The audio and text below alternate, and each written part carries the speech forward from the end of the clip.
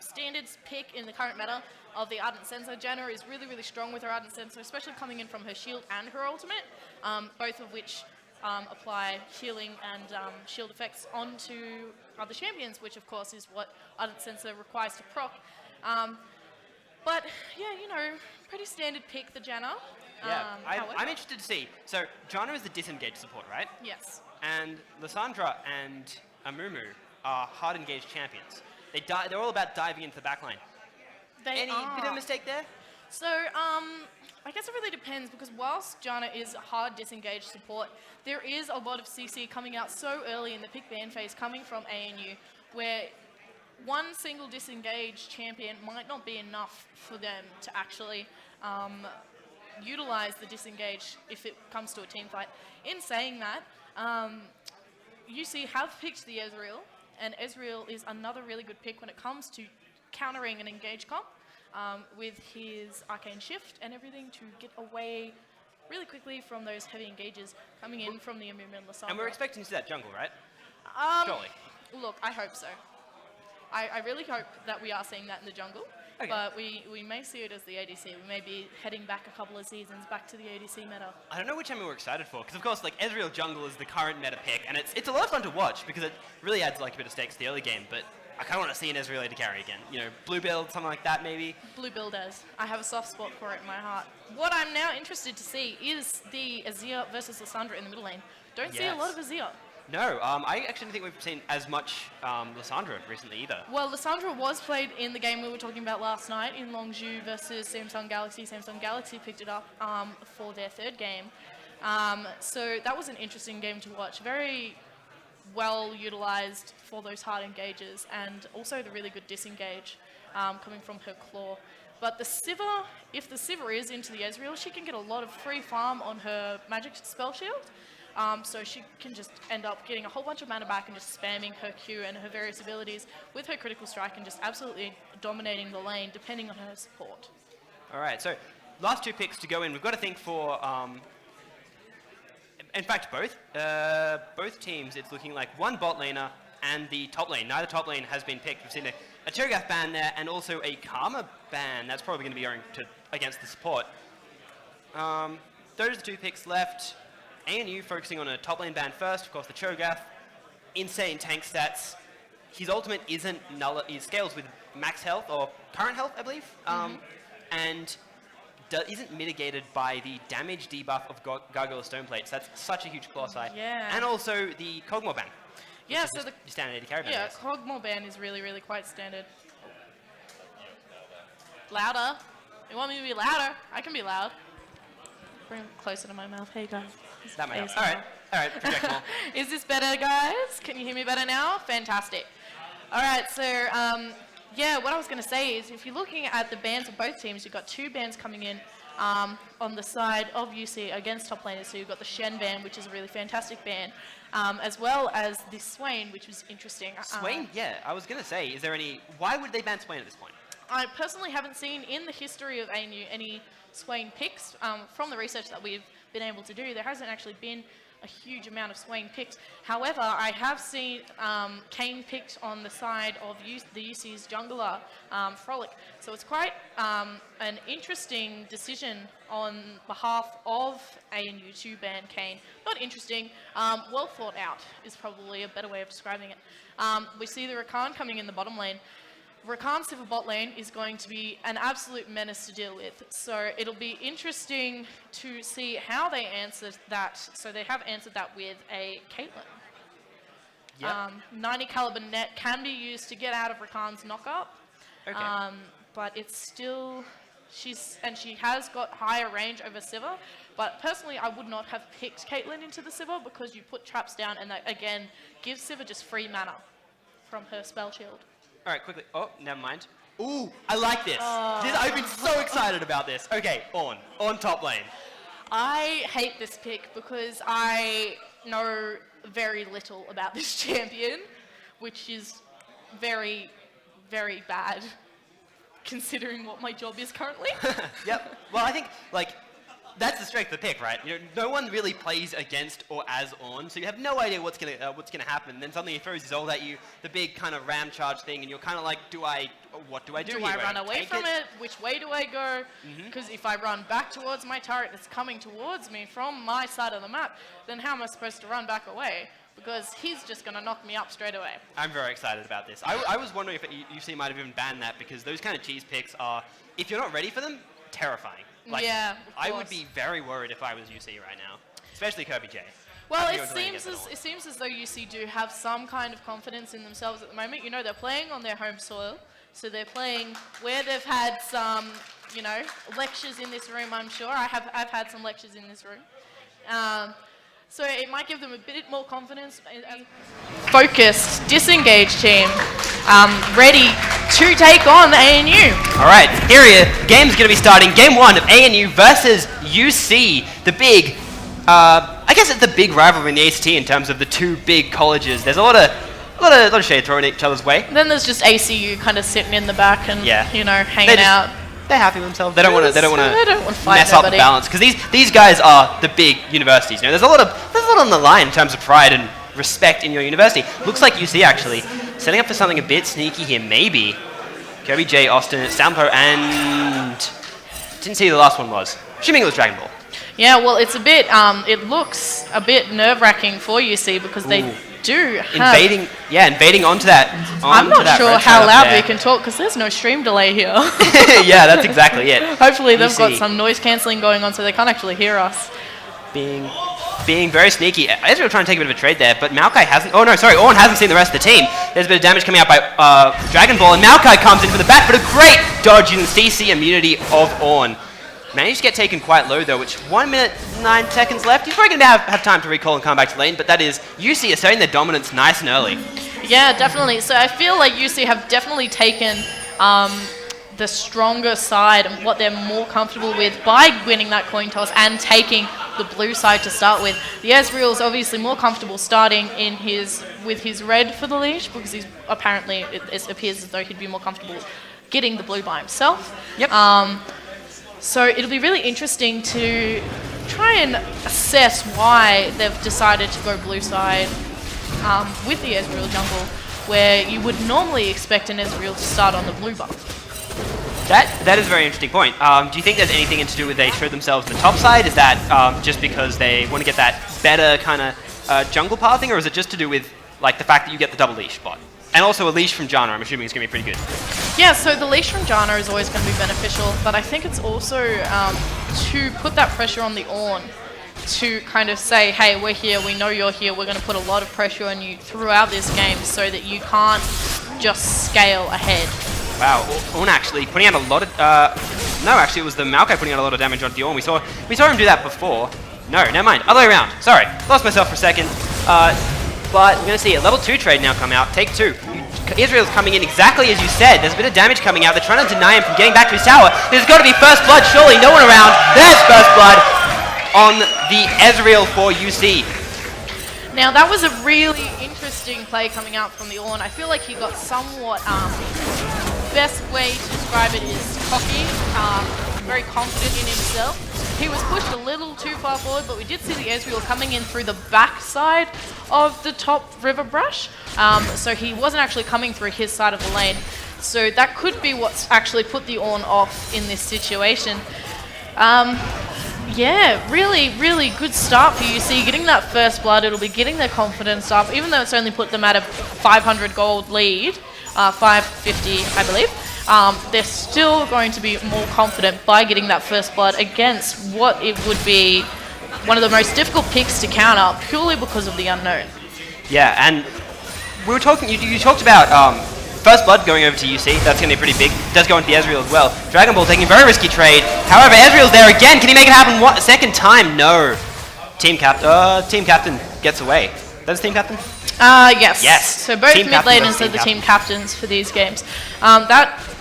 This Ezreal is doing work all the way around the map. And without any bias, it's quite impressive. Where do you think is going to be the first gank from Amumu? Ezreal's putting pressure everywhere, and that's what that Ezreal pick does. Amumu, typically one of those later scaling kind of more supportive tank junglers. Where do you think he's going to start putting his pressure first? So, it can be really difficult for a Mumu to gank pre-6, depending on how well you are at playing him. So I presume that he'll be going for the bottom lane first, because you've got the Sivir, and Sivir snowballs so easily, and with the Rakan, he won't really have to worry about getting those hard engages as much, because you've got the Rakan able to engage alongside the Amumu. So I would be expecting bottom lane to receive the most attention from the Amumu. You know, I know a lot of junglers that say don't gank a losing lane, so he might try and avoid top lane, because top lane just seems to be going down pretty reasonably in the favor of UC at the moment. Yeah, the frustrating part of that Maokai's got to be his insane sustainability. With the, I believe we saw him taking Grasp the Undying, as well as his passive, you know, being able to regenerate health with his auto attacks. Not quite lifesteal, but close enough. That's going to be a nightmare for Ornn to kind of break through that, especially as a tank without a ton of damage. Yeah. In saying that though, Ornn could still be Ornn is there's the knock-up. It's going to be a trade. There's a Mumu and the Lissandra. That might be enough CC. Kirby J flashes away. That is the flash taken, but he's going to be pretty happy to still be alive there. So, ANU taking a good trade here. Small trade in the bottom lane. Don't think it's going to come to anything. There's the disengage by Janna we were talking about. So that was another really interesting decision. I think it was more of a a desperate grasp for a kill rather than a thought-out plan. Lissandra being out of lane, even for the smallest amount of time, against an Azir can be really detrimental for her. She can snowball, but she needs to be able to keep her consistent gold income up, and she needs to be able to deal a consistent amount of damage, as well as, like, in lane to farm, as well as using all of that damage in an assassination kind of attempt. So if your Azir gets ahead of that, he can just deal so much damage from a large distance away from a champion. He's got an incredibly high range with his soldiers that it can be really detrimental for Lissandra to leave lane early and not get a pick like she did just now. Yep, and we see the Lissandra taking TP against the Azir's Cleanse. Cleanse, of course, going to be helping you with the Lissandra all-in. Teleport, however, on ANU, that really plays into exactly what you're saying. However, Ezreal here, putting pressure onto the Lissandra, and Lissandra this time having to flash away. So that trade, oh, and Azir finishing him off with the ult, just for the star points, really. Yeah, no, I'm a huge fan of the Azir ultimate. But here we, you know, it's quite interesting to see how this game's playing out in the early game. It seems as though UC have the most benefits in their early game and their macro play. And ANU, I think they're a little bit fuzzled. Yeah, maybe it's the all that support which UC has been giving the UC attendees, I guess, have been giving the rest of the team. It's probably maybe got ANU a little bit shaken, a little bit, maybe.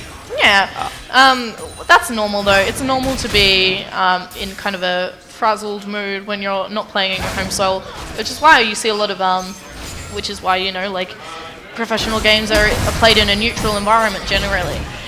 No offense. I'm not calling anyone out, not throwing any shade, just stating the fact. Yep. With that thing, with show matches like this, you have to put them on someone's soil, because then it adds to the hype so much. Like, I actually love this venue. Exactly. Plus, we're in Canberra. We don't really have many huge venues where we're going to find somewhere for an esports tournament to take place, purely because it's Canberra and they hate fun. Yeah. Well, yeah, no, that's fair enough. I think I'll. Why do you think all the politicians are here? Because they just hate fun. Yep. All right, so ANU, small deficit at the moment. Not much, you know, especially considering it's not even 10 minutes. What do they want to do to come back? Is it okay for them just to rest on their laurels? Well, rest on their laurels, wait for the scaling, because as you said, they've got an amazing dive, an amazing ability to kill the backline. But is that enough? It should be enough for them, but they really need to start. Wait a minute, never mind, there's an engage coming in here. ANU catching out the Azir. This is what they wanted. This is exactly what we were talking about. Ezreal's there, but it's not going to be enough. Can he take a kill on the backside? Nope, he's not even going to try it. So you did see that team fight taking place, but the damage was so slow. I feel as though the Azir could have escaped from that engage. Should we have been able to actually have vision on it earlier, please excuse us for the camera direction. We are attempting to do it ourselves as well as cast. You know, multitasking can be a bit difficult. It is a bit tricky, especially with a game like this where there's just kills coming out of more or less nowhere. Like, you know, that kill there could have gone either way based on the position of the kind of character tokens in the bottom of the map. Yeah, and I feel as though if Ezreal was just a little bit closer, it could have gone in the way of UC very easily.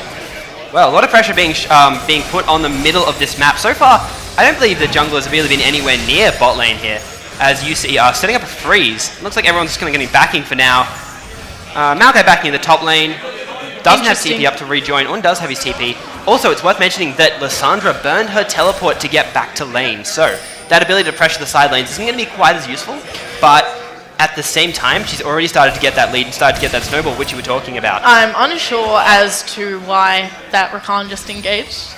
It's what Rakan does. However... hey, that's it. He wanted to go... Look, okay, I guess that's fair, but... Yeah, I'm just questioning. Hey, I swear that supports have to agree to the AD carries. As someone who plays both roles, I feel like it's okay to say this. AD carries have the reputation for being the ones who are always taking every little bit of farm, but every time a support has a chance to just nick a CS, they always take it. Sorry, I have auto attack on, you know, all those kind of excuses. Yeah, sorry, I didn't realize that I was actually doing anything detrimental to you. Sorry, friendo. Yeah, so I think that, well, exactly as you just saw, Sivir can just charge. Even though we do see the Azir waiting in the wings. Azir rotated down, but... could have been a 4-man bot lane. That was it. Easy gank. They seem to back away now. Didn't quite have the pressure there. Andy was a bit far enough back. Now Amuru is joined up with Lissandra, seeing trades in the mid lane. However, now it's a UC gank.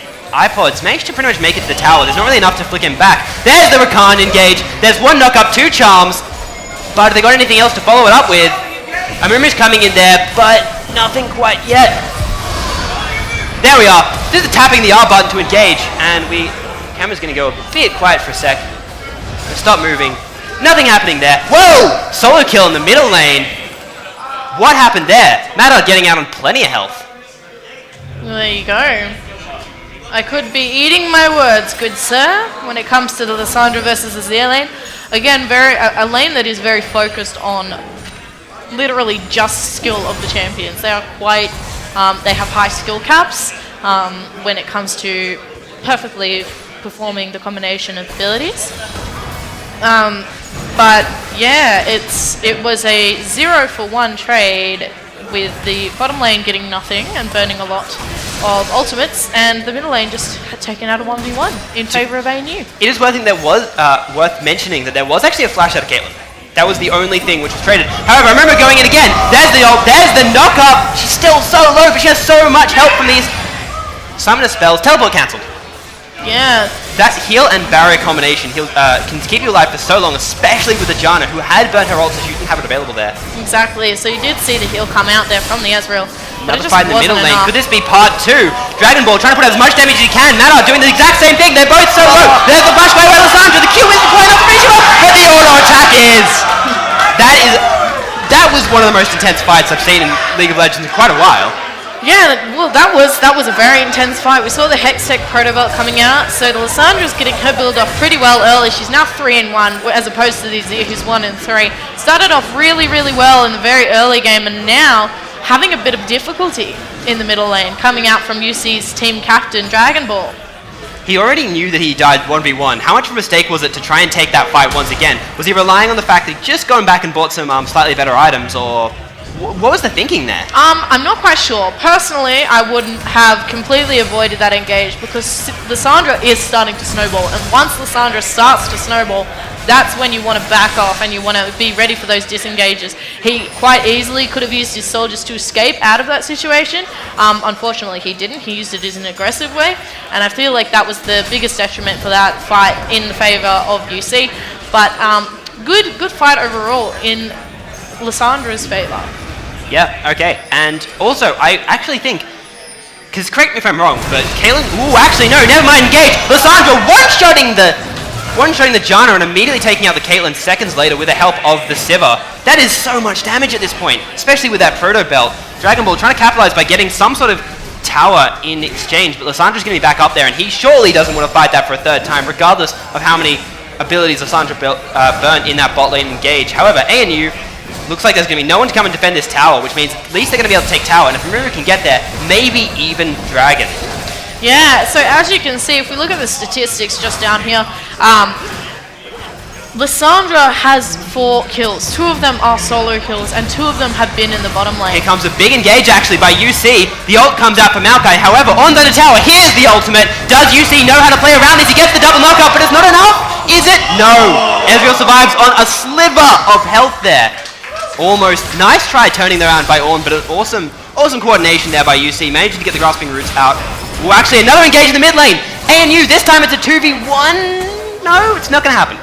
Yeah, no, good choice coming out from Azir, deciding to back off from that fight. I feel like if he hadn't have seen the Rakan, his fellow Birdman, he could have just engaged by Amuru. This is going to be a tank fight. Surely nothing's going to come of this. Keep going. A tank fight is basically just a wet noodle fight. You just slap a couple of things against each other. Nobody really takes any damage and you walk away. Yep. Unfortunately, I'm quite a fan of the phrase wet noodle fight. Oh, absolutely. It's one of my favorite things to hear people say, which is kind of That sad. was a pretty good, that's a pretty good way to assess that actual fight as well. Well, I mean, all that happened there was 2 stuns, I think. Yeah, that's about it. They stunned each other and then they hit each other once and decided that they didn't. Ooh, Frolic bother. taking his own blue buff, not giving it to Azir, which is a safe pick at this point, considering Azir's play. Ooh, the Shurima shuffle just going wide, and Amumu's going to get the counter engage, gets the ult, the cleanse comes out from Azir. However, Amumu's damage enough is alone to kill the Azir. Ezreal trying desperately to trade that back on the other side. Lissandra's not here, however, Rakan is. Yeah. So, I feel like there was a bit of miscommunication there on the side, obviously. Well, a bit is actually an understatement. A lot of miscommunication there. You saw the Azir going in with his ultimate, and Ezreal was just kind of, kind of walk over here for a little bit and see what's going on over here. Oh, you're dying? Sorry, friend. So I feel like that's something that they really need to work on. They started off really well. I feel as though they are almost tilting from that first kill that ANU got. They were started off really fantastically, and especially now that ANU are going to grab the Mountain Drake. Yep, there's that Mountain Drake we were talking about earlier, taking down for ANU. That's people say that's stronger on the winning team. How much is that going to help ANU? And also, actually, to add to that question, what does UC got to do to come back? They have a few early game champions. There's a CS deficit in the bottom lane as well to touch on. There's also about a 3.8k gold deficit in favor of ANU at the moment. So that's 1 turret, 1 dragon, and a bunch of 4 kills, as well as CS being ahead. Azir's doing reasonably well, keeping up with his CS. Here's a sneaky engage by UC. They're going to be able to try and take something back from this. There comes the ult out from Ornn. There's one part. However, now Lissandra's teleporting in. Can Ornn stay alive for long enough? Wow, Ezreal having to dash away. There's the not quite one shot, but a lot of damage coming out from Lissandra. She's just going to clean that up. She is very strong. And that was technically a shutdown, which can be extra gold. However, actually, no, that was ANU taking down UC's mid lane tower. So that's going to be 2-0 on the tower score, which is going to help their gold lead quite a lot. That's broken out to 5.2k, if my math is correct. Yes, approximately 5.2k gold lead in favor of ANU at the moment, which is really making things not look very good for UC. We're at 17 minutes into the game, so we're heading towards the middle game part. So ANU are just going to continue to capitalize on this advantage that they have here. By taking the Rift Herald, taking that dragon, they're going to start focusing more objectives. They'll use that Rift Herald, they'll push a side lane, I believe. Pushing the side lane is always important, especially when you've got the Rift Herald, because if you can have control over both side lanes, then that'll make it easier to push down the middle. Because the side lane is harder to defend than the middle lane. That makes a lot of sense. Now, Lissandra catching out Azir in the jungle. Azir doesn't have his cleanse, but he does have a shield. Great wall! Knocking Lissandra under the tower. Perfect capitalization. That was amazing! Fantastic. Where was that earlier? I agree with that question. Fantastic play coming out from Dragon Ball on the Azir. Flashing over the wall. Look, I'm going to be honest with you here. I think it was a stroke of luck. I think he had intended to pin the Lissandra against the wall as opposed to throwing her completely over. Where's that faith in UC you had earlier? Look, I'm a bit of a words are not... Cynical fan? Cynicism. I'm a fan of cynicism, and I'm very cynical. I don't know, man. Look, I get what you're saying. You gotta acknowledge mistakes when they happen. Now it's a tower dive by ANU. However, Kirby J is just gonna face them off basically and be like, yeah, I don't care. I'm a tank. Maokai is one of those champions, along with the Cho'Gath, who is just so incredibly tanky that it will take a lot to burn them down. Good comparison to return to for anyone who watched the OPL was seeing Swiper on the Chiefs using that Cho'Gath against a Maokai. It was a huge wet noodle fight until, a glitch came out and they had to go and chrono break the whole game half an hour later. Oh, wow. Okay, 4 people now for ANU in the top side. However, UC sending some reinforcements there.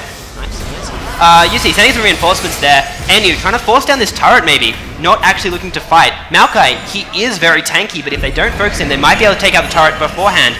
Siva has a reasonable amount of damage onto turrets, actually. Kirby J, there's the engage, and Reptile just popped. Ezreal comes down. This is a big fight. Flirty Boy going very low. Kirby J not taking much damage. However, the tower's going to go down to Reptile.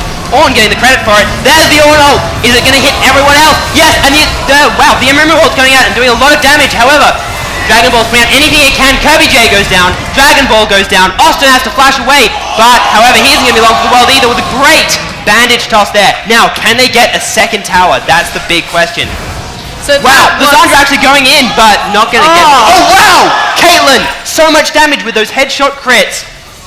Oh, I'm a huge fan of the straight crit build on the Caitlyn. Crit attack speed, you get a Runan's Hurricane, you got those headshots every couple of seconds. In saying that, UC didn't utilize what they have as their disengaged team composition. They saw that the other team was engaging, they saw that they had the Rift Herald. Not only did they lose a turret, they also went 3 for 1 with kills. Yes, they did get a kill on the Caitlyn, which is quite beneficial, but getting that Caitlyn able to snowball. But they really should have utilized the composition that they have and backed off, saying, look, we can't win this fight. As much as we want to be able to win this fight, we can't. So we need to take a couple of steps back and actually assess this situation better. And from there, let them get that turret. You know, dropping a turret is better than dropping some kills. But unfortunately, they didn't go down that path this time. It was a really, really great engage on the side of ANU. They didn't use all of their CC all at once. They staggered it, and that was very, very effective against UC because they just didn't know how to disengage.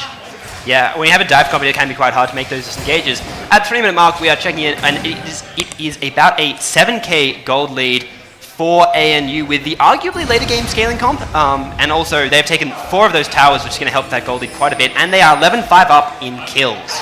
And if we actually look at the way all the builds are going as well down here, Siva is getting very, very close to having fully built items. It looks like she's going to build a static Shiv at the moment, and then perhaps followed by an IE or a Bloodthirster, maybe even a Walk. So she is a few items, not items as in fully built items, but item components ahead of the Caitlyn, which is detrimental to the Caitlyn. Like I said in pick ban, Caitlyn counted herself. Okay, that's a fair assumption. And Caitlyn, I believe, was picked after the Siva? Yes, Caitlyn was picked after the Siva. Usually when a Siva is picked, you go for somebody where she can't charge her mana, her E, I believe it is, that gives her mana from blocking spells. So you pick somebody who can't give her that opportunity as much as Caitlyn can. You have your E up, you know where a couple of traps are, and you just walk straight over them. Yep, and this is going to be the second Mountain Dragon for ANU, which is a terrifying prospect for UC. It's going to give that extra, that's going to be 20% extra damage to objectives. Well, a little bit more, because 20% dealt as true damage to objectives. UC, going to be looking a bit worried. I asked you this question a bit before. If they've got a pure hard engage composition, no, sorry, they have the disengage composition. A little bit confusing my teams a little bit there. If they have that disengage composition and have been having trouble finding those disengages, what kind of playstyle is UC going to have to adopt to try and win this game? They keep trying to win on their own objective. They try and find picks. They try and out-rotate people. Actually, Dragon Ball caught out. Good wall to be able to separate the team, but it's not going to be enough. Maybe it is actually. No, never mind. He goes down to the Emerald Wall, which also catches 2 other carries for UC. Big snare coming up onto the Caitlyn. Caitlyn is shut down, and that's going to be a big, big problem for UC. Now the chase comes down. It's Rakan versus Ezreal, and the rest of the team versus the Janna. Funnily enough, Janna doesn't win that, and Ezreal, he's kept low, but he's also kept away. Maokai, don't think he's going to go down here, but they're going to make sure that he doesn't have a chance to interfere in their, I guess, push to the bottom or the mid lane. Yeah. Trying to force him back to base. So, in reference to what you asked me just before, I think that the biggest problem that UC are having at the moment is they aren't playing their own game, they are playing ANU's game. They are trying to make engages where they shouldn't be, and they are paying for it dearly and through the teeth. I'm interested to see if ANU are actually going to be able to pull that dive in the bottom lane. However, it looks like they're just going to keep Maokai there. he can't defend by himself. However, the rest of the team is up and going to try and help him out. They've sent all of their resources to the middle lane, it looks like, so this might be a forced tower. Ezreal's not going to do too much damage, it's going to take a bit of the health off those minions. But ANU now, it's their time to disengage, go back and spend all their money. Wait, no, Lissandra's recall was cancelled and she was CC'd, so she couldn't use the glacial path. And she gets taken down. That's going to be a big shutdown. That is an example of how UC needs to be playing this game. They need to be taking the small picks. They need to take these little victories and they need to utilize them. See, a pick like that is really good. You get the shutdown on the 7 for Lissandra. Before she was 7 and 3. Being able to get that shutdown on that Lissandra is not only going to boost confidence for UC, but it's also going to be able give them the opportunity to be able to start focusing on different objectives. It's going to get their mindset straight. And as you can see, they're starting to get a little bit more vision now that they're a little more confident, knowing that they're not going to get that hard engage coming out from the Lissandra and getting absolutely annihilated in such a short period of time. And also no blue for Lissandra is going to hurt her a little bit. Exactly, exactly. Now, UC really scared of ANU trying to force up this Baron. There's an engage, Righteous Glory, and a snare by the Maokai. Now, Flirty Boy, surely he's going to go down. Oh, the Caitlyn bends the bullet. However, it looks like Jan's going to go down. Support for support. However, now it's support for jungler and support. Finally, Seva's going to go down. This is a big, big trade, but I believe it's in the favor of UC at the moment. Stefano's still alive. Oh, sorry, Stalpo's still alive. They're going to take down the tanky Amumu's. That's going to be their engage down, and also the jungler. However, neither side has a jungler anymore, so that's going to completely rule out the possibility of Baron. Yeah, no, but in saying that, that was another really good example of the type of game that UC needs to be playing. Either they've heard what I've been saying, or they've finally got it through their heads that they need to be playing their own game and not trying to beat ANU at theirs. Or could this be part 4 of this fight? However, this time Donkey Whale's there. Ornn playing exactly as he needs to, really. Getting that CC out. Managing to keep that lockdown happening while Madog just pumps to the damage. Ornn having that, I believe that is an... Oh no, the Abyssal Scepter must be coming out from Lissandra. There's an Abyssal Mask on Ornn and also on Amumu. Okay, so the Abyssal passive is going to be so beneficial. Donkey Whale's in a bit of trouble here, actually. Canberra can't save him, the moves come out, but he doesn't seem to get anyone. He finally gets a charm onto someone, but he's on, he's tanky. Whoa, Ezreal going to contest this. Teleport comes out for ANU, I believe that is, well, of course it's going to be Lissandra. Here's the ult, 2 parts, both procs. Frolic taking so low, finally goes down. Now Lissandra pumping damage into the Maokai. Maokai's going to die, doesn't matter how tanky you are if you've got 2 DPS wailing on you. Yeah. That's going to be Baron for ANU, surely. That just came out to be a little bit of greed on the side of UC.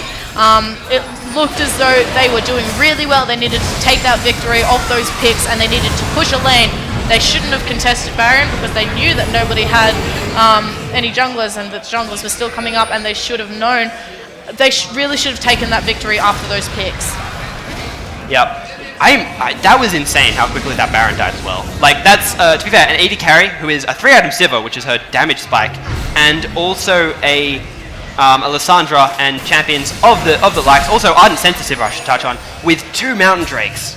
That's not what you want to be seeing. Exactly. So when it comes to taking out Dragon. Baron, sorry. Not only does the 3-item Sivir have that power spike, she has an IE, an Essence River, and a Static Shield. Doomsack may be caught out. Maokai blocking off any escape here. UC going to wail on him as hard as they can. No way he's going to get out of that. The kill goes to Dragon Ball. Goes over to the team captain. 3 and 7, but it's better than 2 and 7. Yeah, completely. Definitely, indeed. So UC are kind of picking up on their mistakes, and that's a beneficial thing to see in a game like this.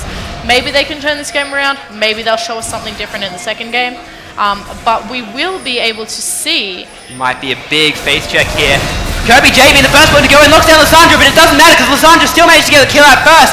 However, Flirty Boy going down, being the sacrificial bird person for his team. Yep, sacrificial birdman for his team. Matard. If it was a kindred, we could call it the sacrificial lamb. Ah, that's true. And sacrificial wolf, whatever. And wolf. Yep, yep. There we are. So, Matard. Ooh, Glacial Path doesn't quite connect, but still going to put him in the bush, I believe. So they might not have seen that mistake. But it doesn't matter anyway. They're not looking for an engage just at the moment. I believe Maokai's Righteous Glory is actually down. So a hard engage by UC is going to be a bit tricky right now. I think that UC getting this dragon, because it is an Ocean Drake, giving them that mana and health regen buff would be very beneficial for them if they can take this out, which they have.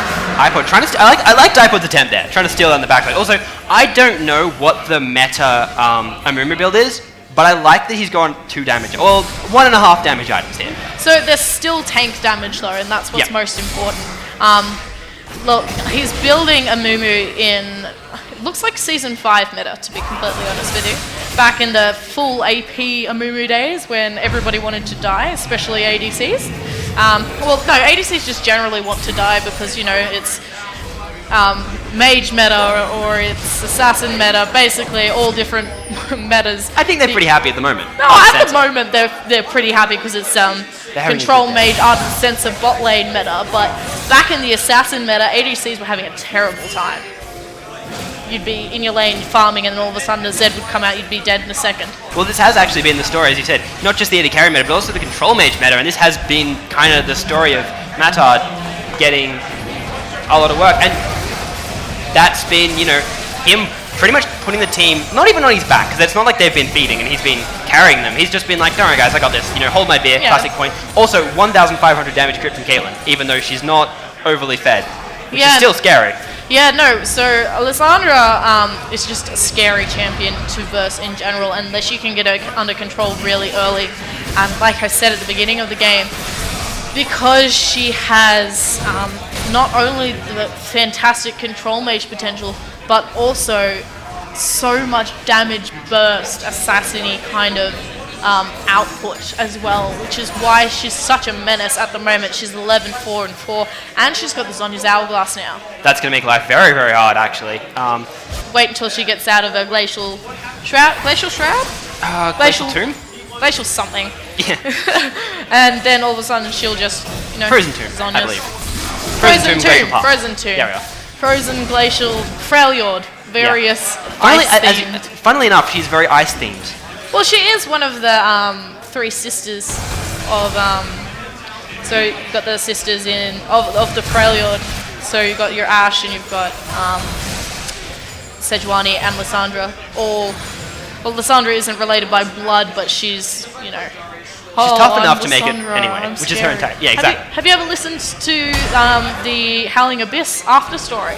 After you win on Howling Abyss, hint for everybody who hasn't heard this yet, after you win on Howling Abyss, if you wait around for, I don't know, a couple of minutes, Lissandra actually starts this monologue and tells the story about how she came to be. It's really quite interesting.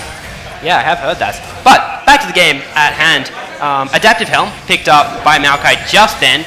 ANU, pretty much, like, obviously with insane map control. Like, if you look at the wards around, they're red wards, and they're placed almost in UC space, just about.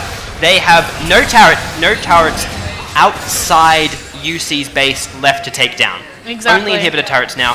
It is a bit of a challenge. You know, it is a step harder taking down the inhibitor turrets. Cracking the base is the classic phrase, I believe. So ANU, that might be where they falter. Yeah, well, ANU have been at a disadvantage this entire game when it comes to turrets. UC have been at a disadvantage. ANU have 6 turrets and UC have none. So they've been, like I said before, and it's still so evident that UC haven't been playing their own game. They've been trying to show up and say, oh, we're better than you, ANU, blah, blah, blah, when they need to be saying, this is what we can do to be a better team and to win this game, rather than, oh, they're doing this, so we need to do this. Yep. You know, if that makes sense. That does make sense. They need to be focusing on themselves rather than focusing on the other team, which is another problem when you find toxic players in the community that say, oh, you did this, this, and this wrong. You don't need to be focusing on what everybody else did wrong. You need to focus on what you did wrong and then work on that. I believe our wonderful, amazing host is going to have stuff to say about that later on, actually. Yeah, definitely. So, but... like I say, back to the game, it's just going to kind of be the wave clear game for UC. They've got the inside track on these turrets. It's going to be easier for them to move around, get between them. ANU, it's going to take them a bit longer, and they are at the mercy of the minion waves. The next Dragon is going to be up in 1 minute and 36 seconds, next Baron in 40 seconds. You've got to think ANU is going to be all over the control of that Baron. Is that why there hasn't been a big fight, because ANU are saving their kind of cooldowns and everything? Actually, never mind. They might be trying to get something sneaky here in the blue side jungle of UC. Maybe. Janna, sneaky Janna, very sneaky Janna there. You might see in the corner of your minimap, Dragon Ball, managing to get away. Sneaky Janna, just trying to get some vision out. Doing what she can for her team at the moment. There's your wet noodle fight. They are healing more than they're doing damage. Yeah, no, that's just your tanky top meta. They don't take damage, they just... and they don't deal it, they kind of just exist as a placeholder. Yep. They're there to control the waves more than anything. Yeah, pretty much. And to engage, and that's about it. So it's always really quite detrimental to try and take down your tanks first. Take them down last. Take down your damage dealers first. If you're going to focus on a Cho'Gath with, I don't know, 6,000 HP, then you're going to have a bad time. Okay, actually, six. Sorry. Sorry. You're not going to have a bad time. You're going to have a bad time. Sorry. No, that's okay. That has to be at least one of those in the entire cast. I'm channeling my inner freak. Yeah. Okay. 4 crit items for Sivir. Too much? Oh, there's the Baron. No there's such thing as too much crit completely on melted Sivir. Baron. No such thing as too much crit on Sivir. You just throw them. There we are. Confirmed because she took down the turret. A lot of intense move speed there from UC. Not going to come to anything. Dragon Ball not heeding your advice, trying to take down the tank first. Gets the only thing which is within range of his soldiers. That range being toned down a little bit. Okay, something I've been meaning to ask for a while. Caitlyn's focusing on building the AD carries, and that's probably where our expertise kind of sits. But Caitlyn, she used to be that 6 items, you know, when she hits 6 items, she just destroys everything. Can she still do that with her kind of tweaks over the last 4 or 5 patches? It really depends on how you're building her, to be completely honest. You see both the Caitlyn and the here's the Sivir. Rakan engage. Onto the Caitlyn as well, which is exactly who you want. However, Flirty Boy taking more damage than anyone on the UC team, so he's just going to back away. Flirty Boy was just a little bit ahead of the rest of his team with that engage there, and that's the only detriment that came out of that for ANU, having that Rakan lower, which means if he has a hard engage next, it's going to go down very quickly. And they do have Baron buff now. Janna trapped in the Dragon Pit, I believe. Actually, no, she's managed to get out. However, Kirby J is trapped in. Ornn coming in with a big engage. His ult's going to come out, and Anthony Amuma ult to set him up. And Donkey Whale taking the kill with his ultimate. That's the Janna down, so there's no Unsensor left for this team. The fight is so scattered. Members of UC dropping everywhere. The last one alive is the team captain. However, no Amuma with the big bandage toss. Never mind. Here's a plate for you to eat your words on, my good sir. Unfortunately, the last member alive was past tense, the UC captain. ANU have just taken them out, and it looks like they might actually go for the push now, straight to win the game. I expect so. I was hoping we'd have the captain, the final stand, and the epic story of that, but no, he just dies anyway. You know, just dies to tank as well, I think. You know, get some theme music going. Yeah. Anyway, this looks like it's ANU's game, so I guess we're gonna have to think about the next one. There's the celebratory ult from Ornn. I actually like that ult. It looks really good. I like that skin. I'm a big fan of that skin. Are you seeing the John? Wait, no, they're kind John of just dancing around the point, waiting for it to end. Yep. Congratulations to ANU on winning the first of this best of 3 games. Great effort coming out from UC. Hopefully both teams can see what detriments they had and where they need to